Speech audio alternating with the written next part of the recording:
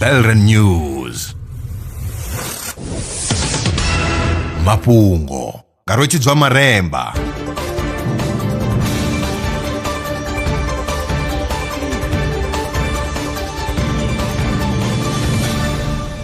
Ndo livhuwa vhukuma zwa zwino ndi tshifhinga tsha mafhungo. Kha ngudo ntswa yo anḓadzwaho kha dzhenala ya Communications, Earth and Environment, vhorasaintsi vha ri maḓi a lwanzheni a fhisaho a tsini na u swika Antarctica. U ya nga ngudo, maḓi ayo a re fhasi ya Southern Ocean a ḓo ita uri aisi ya Antarctica i si dzike.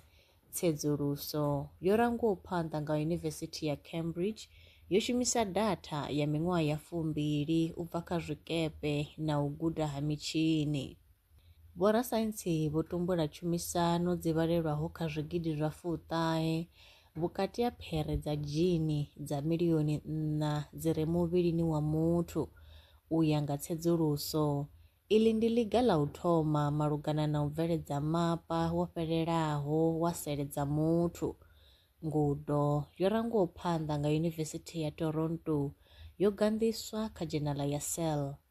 A khou guma ngo rali mafhungo e nda vha farela one, nṋe na vhone kha ri ṱangane mafhungoni tshifhingani tshiḓaho.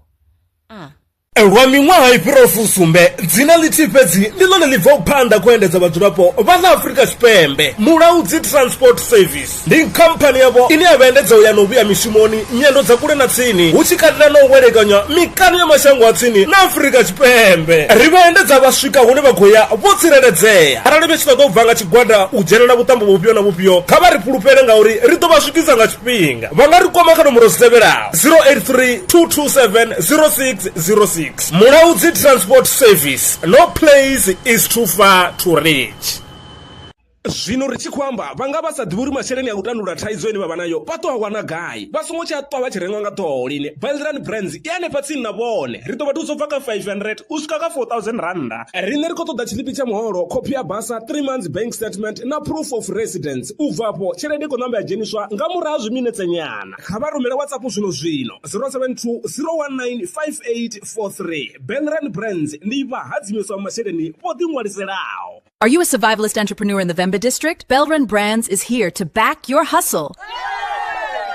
Get a loan from just 500 rands up to 4,000 rands designed to grow your business. All you need is 6 months of bank statements, 6 months of sales records, your South African ID, and proof of residence. Apply today on WhatsApp 07201958843.